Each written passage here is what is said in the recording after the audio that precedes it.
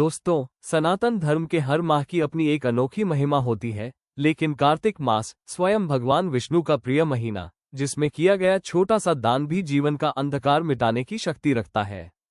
कहते हैं, जो मनुष्य इस पवित्र मास में 3 विशेष दान करता है, उसके जीवन से दरिद्रता सदा के लिए दूर हो जाती है।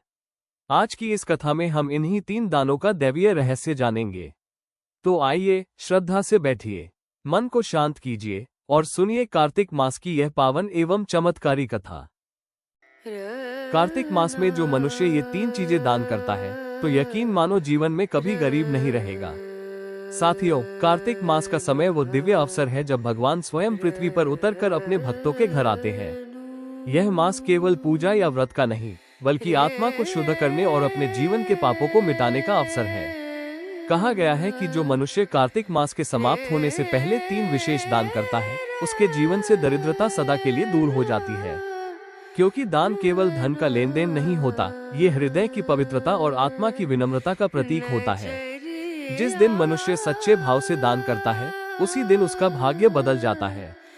इसीलिए ये कथा केवल दान की बात नहीं करती, ये बताती है कि कौन से 3 दान ऐसे हैं जो भगवान विष्णु को अत्यंत प्रिय हैं और जिन्हें करने से जन्म जन्मांतर की दरिद्रता मिट जाती है। दर्शक बंधु, ये कथा हमें उस रहस्य तक ले जाती है जिसे हमारे ऋषि मुनियों ने अपने अनुभव से पाया था कि धन तब तक सुख नहीं देता जब तक वो दूसरों के काम न आए। साथियों, कार्तिक मास का पहला और सबसे पवित्र दान है दीपदान। दीपदान का अर्थ केवल एक दीपक जलाना नहीं है, बल्कि अपने भीतर के अंधकार को मिटाना है।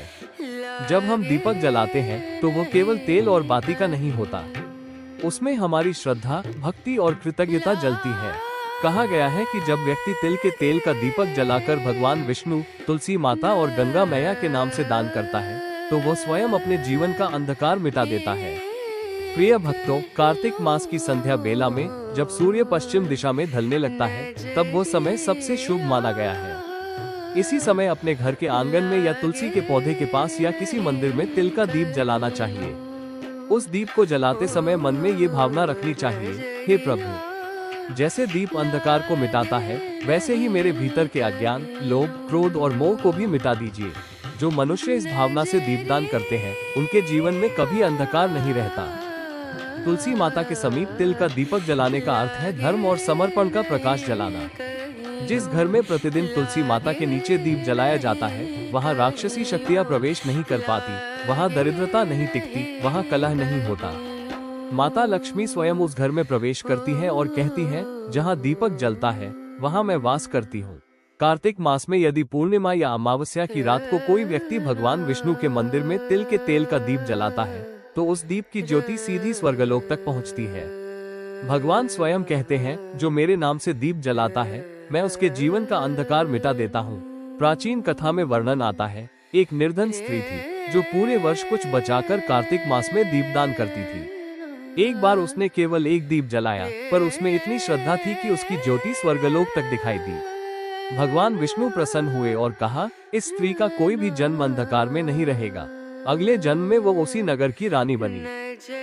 इसी प्रकार कार्तिक मास के अंतिम दिनों में तिल का दीपदान करने से जीवन की दरिद्रता समाप्त हो जाती है।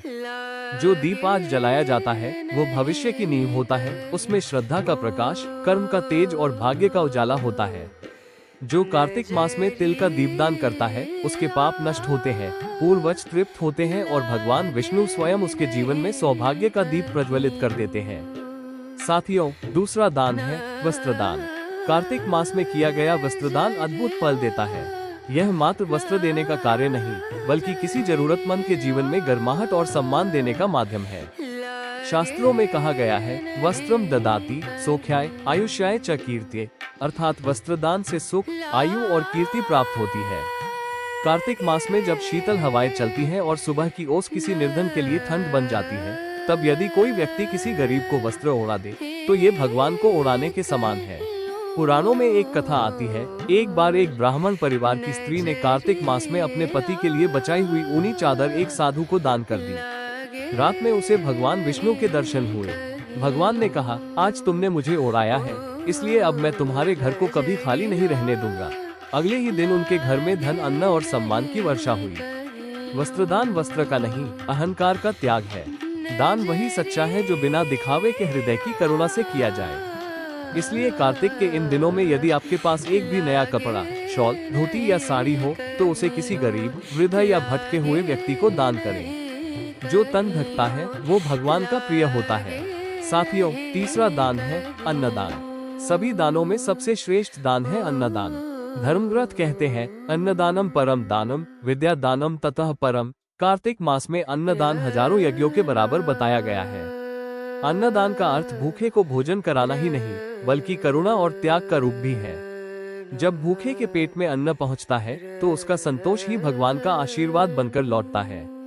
जिनके जीवन में यह आशीर्वाद आ जाता है, उनके घर में कभी अन्न की कमी नहीं रहती। पुराण में कथा मिलती है, एक साधारण किसान था, मधुकर। उसके पास केवल मुट्ठी भर चावल थे।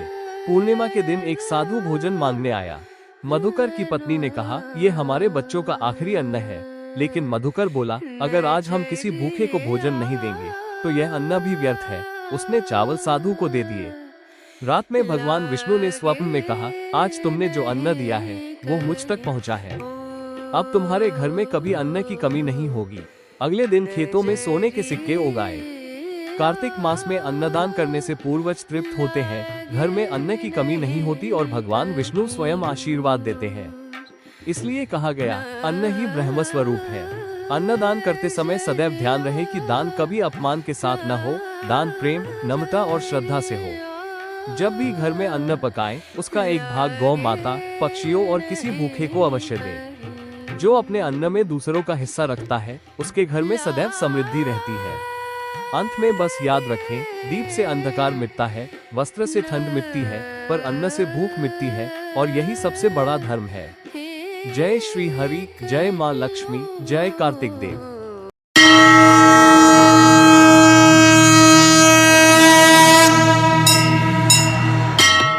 तो दोस्तों, ये थी कार्तिक मास की वो 3 दिव्य दान कथाएं, दीपदान, वस्त्रदान और अन्नदान, जो जन्म जन्मांतर की दरिद्रता मिटा देती है।